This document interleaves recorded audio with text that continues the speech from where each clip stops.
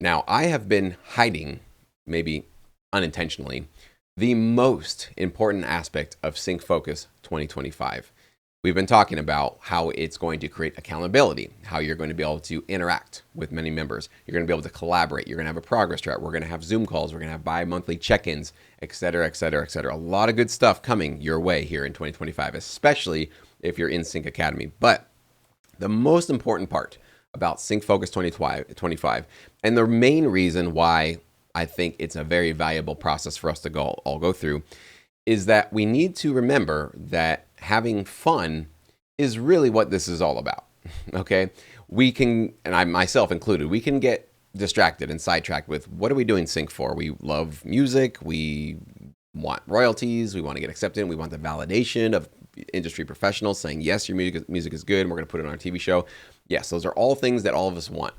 But we don't want any of those things if it's not going to be fun, right? If this isn't going to be an enjoyable process, meaning that we open up our DAW sessions and we love the creative process, even though we'll have challenges, even though we won't know how certain tracks are going to finish up, but we still find enjoyment in the creative process, the discovery, the journey that we go through in our creative process to find the destination and to discover where we're going to go. So that needs to be number one above all of these other things that we want out of our careers and what we want to do.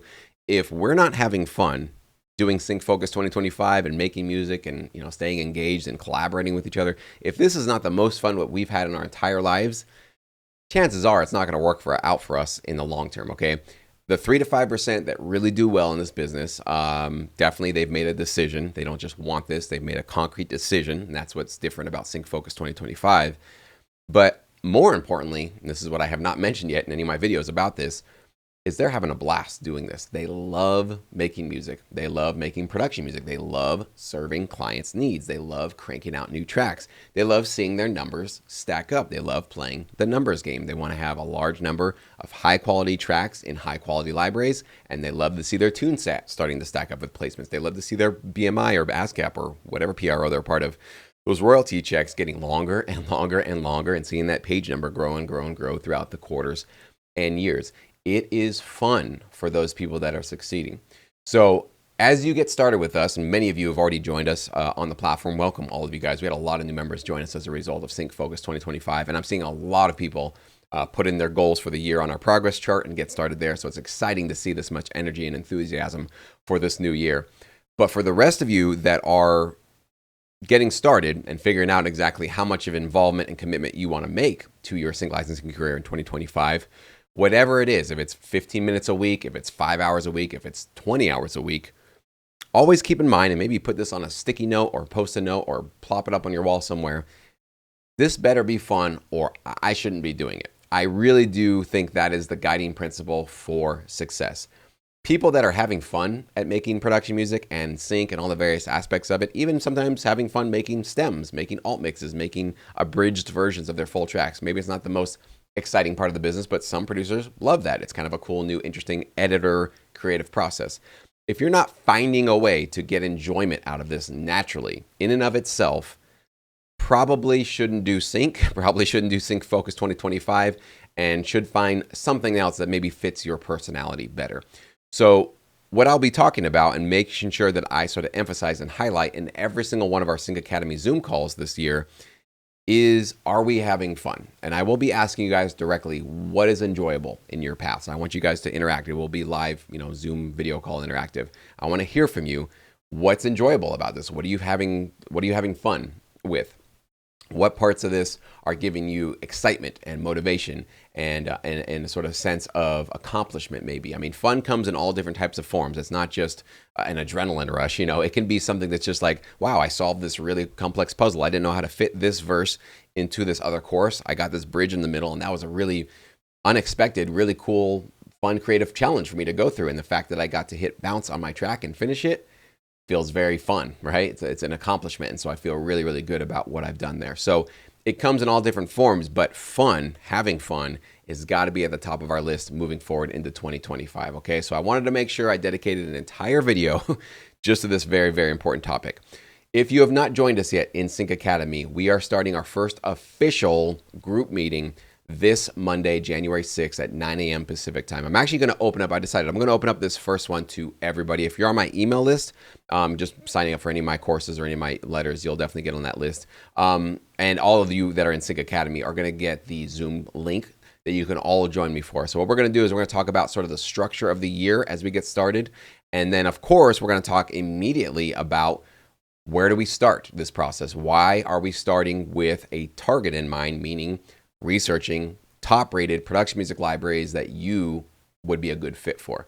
Not just getting a library directory and CCing 100 different companies and hoping somebody gets back to you. I don't encourage that. I think you can take a little bit of time, a tiny amount of time, and I can actually help you shave off a lot of that time with these calls and with these sources and resources I'm going to share with you guys, including how to find these companies 100% for free on your own with a Google search, with ChatGPT, with all these new processes or these new tools that we can use.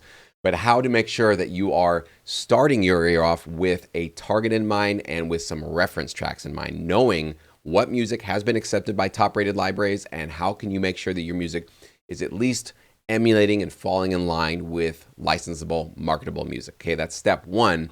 And step two, as we get to the end of the month into February, we're going to try to make sure that you guys are carving out your own unique style and sonic approach to this business. You don't want to just be copying and emulating other music. Those days are over, and that's really not going to be very useful for you.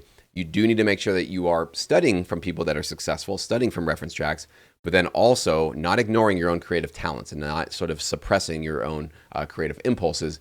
You got to inject yourself, your personality, your style, your sound, your instruments, your voice, your whatever it is into your music so that when you pitch a library, it is uniquely you and it is undeniable. So those are going to be our guiding principles for January and February. So if you want to join us, you still have time to do that right now. You can get started with our progress chart. You can start to check out all the resources we have, obviously, in Sync Academy, all the tutorials. Of course, as a part of Sync Academy, you get to get peer review. You get to get feedback from other members.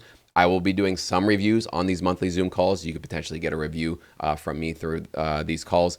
You'll be able to do some guided collaborations as well with many of our members in the platform. We have about 1,000 members currently to choose from, some vocalists, many producers and composers. So whatever it is, whoever it is that you want to potentially collaborate with, there's some opportunities for you to do that.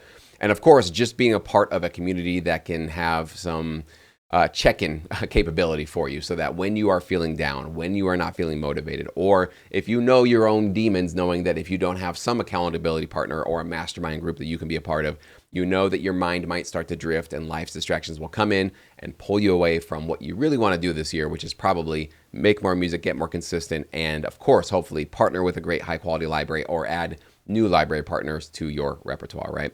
So that's what we got going on. I'm excited for you guys to check us out. I do have a lot of interesting videos coming out in January. I will give you guys an AI update. I've had a few of you ask me, is it worth doing sync? I mean, what's the deal with AI now? Is there any meaningful updates? Is all hope lost? Is it a bright future for us? What's going on?